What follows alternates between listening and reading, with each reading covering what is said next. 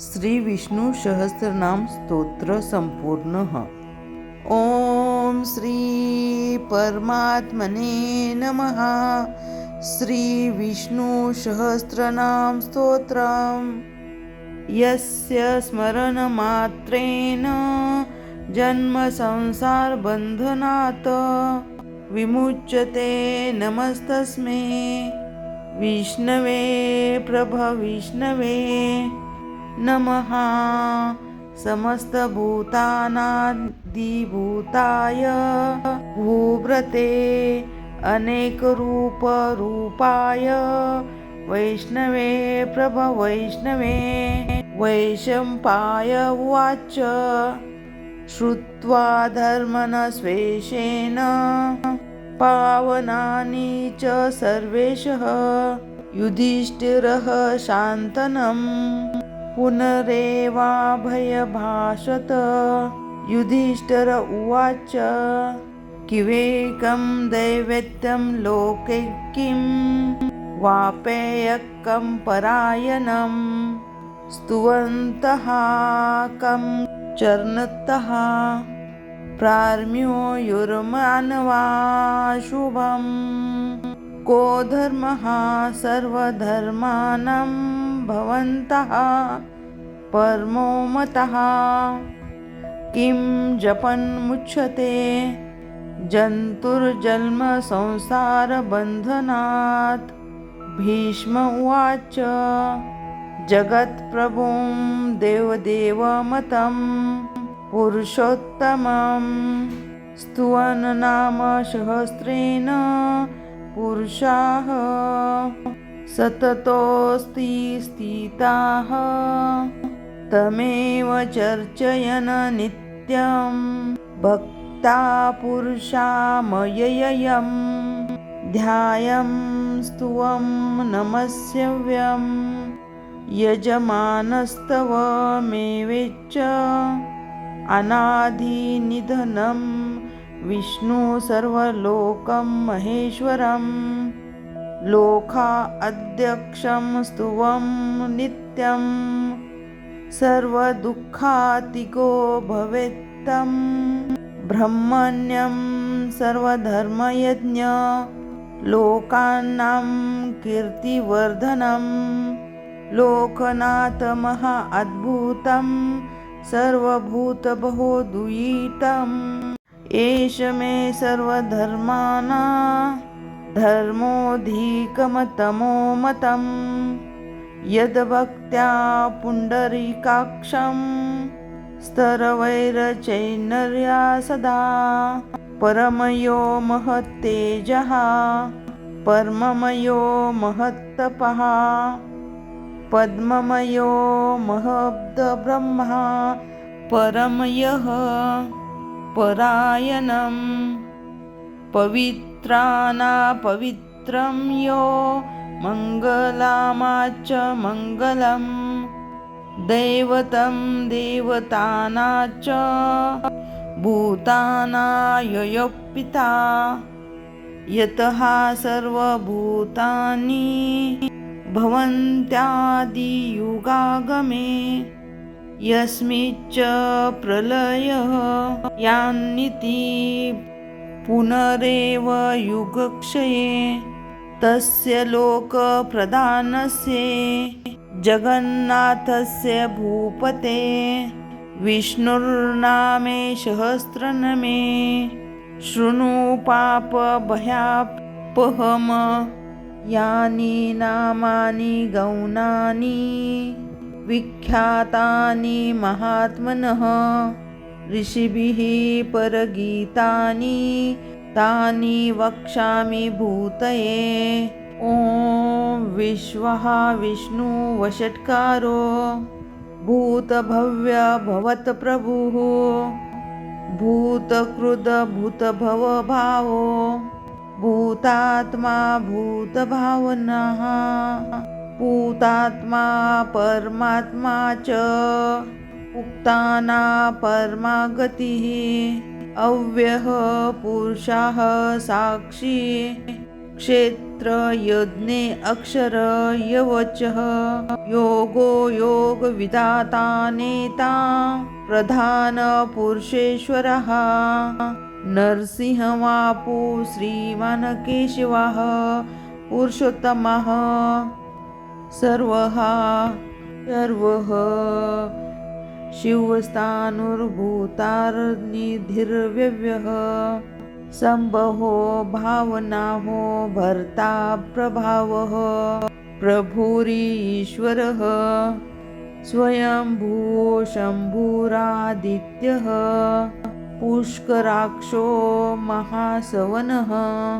अनादिनिधनो दाता विधाता धातुरवुदुत्तमः अप्रेमेयो ऋषिकेशः पद्मनाभो मरप्रभुः विश्वकर्मा मनुष्यष्टा स्तविष्ठः स्तविवीरो ध्रुवः अग्रः शाश्वतः कृष्णो लोहिताक्ष प्रतर्दनः प्रभूतस्त्रीकगुप्तधाम पवित्रम मंगलपरम ईशान्यः प्राणो ज्येष्ठः श्रेष्ठः प्रजापतिः हिरण्यगर्भो भूगर्भो माधवो मधुसूदनः ईश्वरो विक्रमी धनवी मेघावी विक्रमः क्रमः अनुत्तमो दुरादर्शो कृतज्ञः कृतिरात्मवान् सुरेशः शरणशरम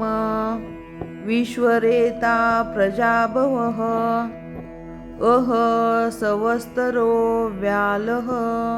प्रत्यया सर्वदर्शनः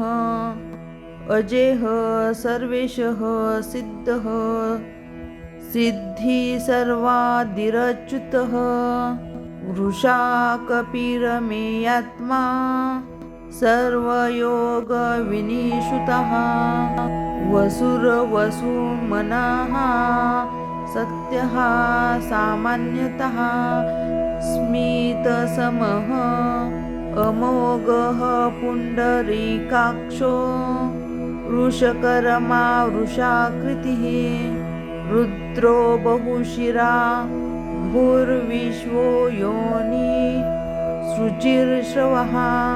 अमृतः शाश्वतास्थाणुर्वरारोहो महातापः सर्वगः सर्वविद्भानुर्विश्वकक्षेनो जनार्दनः वेदो वेदविदव्यङ्गो वेदांगो वेदकविः लोका अध्यक्षो सुरा अध्यक्षो धर्मा अध्यक्षो कृताकृतः चतुर आत्मा चतुर्विवः चतुर्द्रष्ट चतुर्भुजः भार्जिर्नो भोजनः भक्तो सहिष्णुर जगदादिजः अनघो विजयो ज्योतः विश्वयोनि पुनर्वसु उपेन्द्रो वामनः प्रार्शुरमेघः सुचिरुर्जितः अतीन्द्रः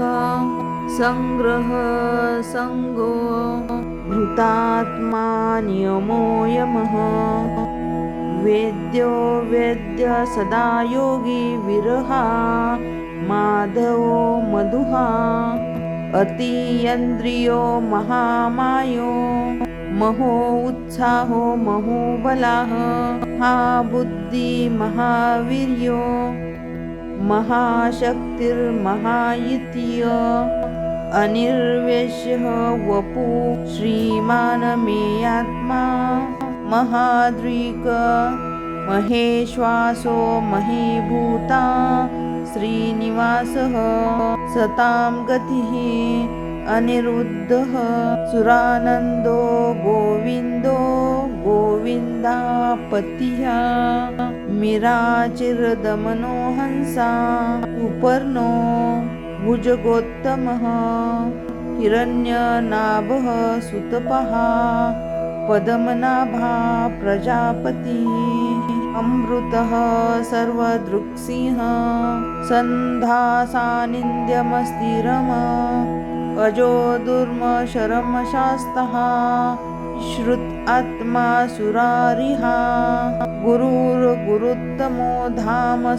सत्यः सत्यपराक्रमः निमिषो निमिषशस्त्रवी वाचस्पतिरुधाधिरिः अग्रणीर्ग्रामिणी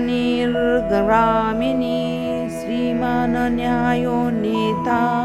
समीरणः सहस्रमूर्धा विश्वात्मा साक्षः सहस्रपात् अनर्तनो निर्तात्मा अमृतः प्रमर्दनः समर्तको रनिहलो धरणीधरः सुप्रसाद प्रसन्न आत्मा विश्वभृङ्गः सत्कर्ता सत्कृतः साधुर्जन्मो नारायणो नरः संज्ञेय प्रयो आत्मा इष्टः चिष्टकृच्यचिः सिद्धार्थः सिद्धसंकल्पः सिद्धिदः सिद्धसाधनः रशाहि वर्षभो विष्णुविकपर्वा विश्वोदर वर्धनो वर्धमानेश्वर विविक्तः श्रुतिसागरः सुबीजो दुरधरो आगमी हेद्रो महद्दो वासुः नेकरूपो बृहद्रूपः इष्टिविशिष्ट प्रकाशनः ओजो तेजस्युदिधरः प्रकाश आत्मा प्रतापनः वृद्धपष्टो अक्षरो मन्त्रस्य चन्द्रभास्करयुति अमृतः शुद्धो भानुः शशबिन्दु सुरेश्वरः औषधं जगतः सेतु सत्यधर्मपराक्रमः भूतभव्य भवन्नाथ पावनः पावनो नलः कामः कामकृत्कान्ता कामः कामप्रभत्प्रभुः युगादिकृतयुगाव्रतो नेकमायो महाशनः अदृश्यो व्यक्तरूपेश्वर सहस्रजिदनन्तजितः इष्टो विशिष्ट शिष्टोष्ट शिखण्डी नहुक्षो वर्षः क्रोधः क्रोधकर्तः विश्वबाहुर्महिर्दः अच्युतः प्रतीर्थप्राणप्राणोदो वासवानुजः अपां निधिरधिरनिष्ठामानप्रणात्मद तिष्ठितः स्कन्दः स्कन्दधरो धर्यो वर्धो वायुवहन वासुदेवो बृहन्नुराधिदेवो वन्दरः अशोकस्तारनस्तारः शूरः चौरिर्जर्नेश्वरः अनुकूलः शतावृत्तः पद्मिनीभीषणः पद्मनाभो विन्दाक्षः पद्मगर्भशरीरभूतः हर्विद्धो विद्धात्मा आक्षो गरुडध्वजः तुलो शर्मो भीमः मयोग्य वही हरिः सर्वलक्षणलक्षण्यो लक्ष्मीवान् समितिजय क्षरो रोहितमार्गो हेतुर्दामोदरः शः हीधरो महाभागो वेगवामनमिताशनः उद्धवः शोषणो देवः श्रीगर्भः परमेश्वरः करणकारणकर्ता कर्विता गहन गृह व्यवसायो व्यवस्थानः संस्थानः संस्थानदो ध्रुवाः रर्मधि परम स्पष्टतु स्पष्टतु स्पष्टः भेषणः रामो विरामो विराजो मार्गो नयो नयो नय वीरः शक्तिमातम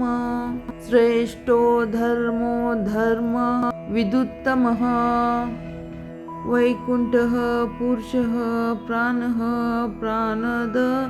प्रणवभूतो हिरण्यगर्भः शत्रुघ्नो व्यापतो वायुर्योध्वज ऋतुः सुदर्शनः कालपरं षष्ठी परिग्रह उग्रः सवन्तरसरो दक्षो विश्रामो विश्वदक्षिणः विस्तारः स्थावरस्थाणु प्रणाम बीजम्य व्ययम् अर्थोऽनर्थो महाकेशो महाभोगो महाधनः अनिर्विण्णस्तनविष्टो भूधर्मयूपो महामुखं नक्षत्रनेमिर्नक्षत्रीक्षमः श्यामः समिहनः यज्ञयजो महेयजश्वर क्रतुः सत्रं सदा गतिः सर्वदक्षी विमुक्तमक्तामा सर्वज्ञो ज्ञानमुक्तमम् सुव्रतः सुमुखः सूक्ष्मः सुक्षोघम सुखदः मनोहर जितक्रोधो वीर बाहुर्विदादरनः श्वापनः स्वक्षो व्यापी एकात्मानेककर्मकृत वत्सरो वत्सलो वत्सी नगर्भो धनेश्वर धर्मगुद धर्मकृत्मि सत्कर्म सक्षरम् अविधाता सहस्रसु विधाता कृतलक्षणः गभस्ति नेमि सत्वः सिंहो भूतमहेश्वरः आदिदेवो महादेवो देवोशो देवभृदगुरुः उत्तरो गोपपतिर्गोप्ता ज्ञानगम्य पुरातना रीरभूतभूतभोक्ता कपीनदो भूरि दक्षिणः सोमपो अमृतः सोमः पुरजितपुरुषोत्तम विनयोगजय सत्यसन्धो दार्शार्ह सात्वं पतिः जीवो विनयति साक्षाक्षी मुकुन्दो मितविक्रमः अम्बो निधिर आत्मा होदन्ति क्षयोन्नतकः अजो महार्य भावायो जितामित्रः प्रमोदनः आनन्दो नन्दनः सत्यकर्मा त्रिविक्रमः हर्षि कपिलाचार्य कृतज्ञो मयेदोनिपतिः महावीरो गोविन्दा सुशेषनकाङ्कदी यो गभीरो गहनो गुप्तचक्र गदाधर वेधा स्वाङ्गोर्जितः कृष्णो दृढसः सङ्कीचतो वर्णो वर्णो वृक्षा पुष्कराक्षो महामनः भगवान् भाग महानन्दी वनमाली फलायुधिः आदित्यो ज्योति आदित्य हि विष्णुर्गति सत्तम सुनन्दाखण्ड परशुर् उद्धारणो द्रविणप्रदः त्रिसामासागमः साम निर्वाणं भेजमभीषक न्यासकृच्छम शान्तो निष्ठा शान्तिः परायणं शुभांग शान्तिद स्पृष्टा कुमुद कौलेशाय कोहितो गोपीर्गोपिता वृषभाशो वृषप्रियः अनिर्वृत्ति निरात्मा संक्षिप्ता हेम कृच्चिवा श्रीवास्तवक्षा निवासा श्रीपति श्रीमतावरः श्रीधः श्रीशः श्रीनिवासः श्रीनिधि श्रीभवभावन श्रीधर श्रीकरः श्रेय श्रीमाल्लोकत्रश्रयाय पक्षशङ्गशतानन्दो नन्दी ज्योतिर्गणेश्वर जिता आत्मा विधात्मा सत्कीर्ति संचय संशय हर्चिस्मान हर्चिता विशुद्ध आत्मा विशोधन विष्णुवर्धन अनिरुद्ध प्रतिरहाथा प्रद्युम्नोमित विक्रमः क्वालिनी इंदन विरह स्वारी सूरजनेश्वर त्रिलोकात्मा त्रिलोकेशः केशव केशिहा हरिहा कामदेव कामपाल कामी कान्ति कृतागमः अनिर्दिष्णु विष्णु विरोन्नतो धनञ्जयः ब्रह्मण्यो ब्रह्मकृत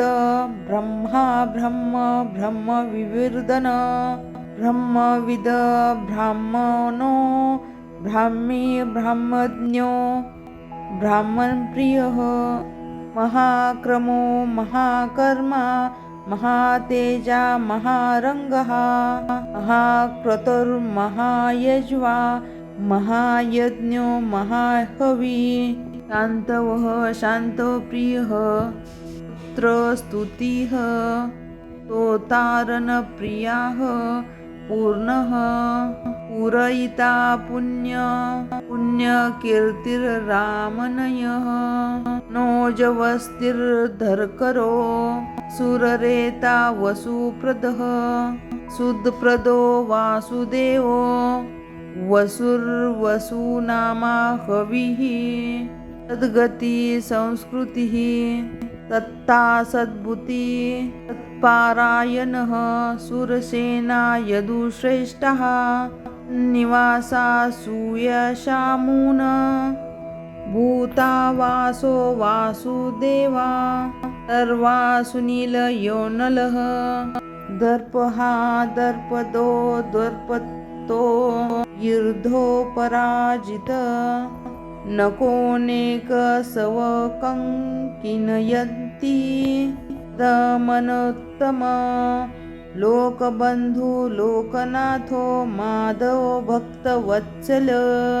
सुवर्णवर्णो हेमांगो राचन्दनननान्दगन्धि वीरः विषम शिन्नो ताशिरचलश्वरः अमानी मानो मान्यो लोकस्वामी त्रिलोक्य अमेघा मेघा धन्य सत्यमेघाधराधरः तेजो वृद्धो युधिधरः सर्वशस्त्रभृतावरः चतुर्मूर्ति चतुर्बाहु चतुर्विभ्यस्य चतुर्गतिः चतुरात्मा चतुर्भाव चतुर्वेद विवेदकपात समावर्तो निर्वत्व आत्मा दुर्जोयो दुर्विक्रत्मा दुर्लभो दुर्मो दुर्गो दुर्वासो दुरारहिहा शिवांगो लोकवासा इंद्रकर्मा महाकर्मा कर्ता कर्मा कर्ता कमः उद्भव सुन्दरः सुनन्दो रत्ननभा लोचना अर्को वाजसनः शृङ्गी जयन्त्यः सर्वविजयी सुवर्णबिन्दुरक्षोभय पर्वरागीश्वरेश्वरः महारुदो महागर्दो महाभूतो महानिधिः कुमुदः कुन्दर कुमुदपर्जन पर्जनो नील अमृताश्रोत अमृतापुः सर्वज्ञः सर्वतोमुखः सुलभः सुव्रतासिद्धः शत्रुजीवश्रता पावना सहस्राची सप्तजिः सप्तशेधा सप्तवाहना अमृतः निर्घोण चिरान्तनो भयानक युद्धधारणनाशन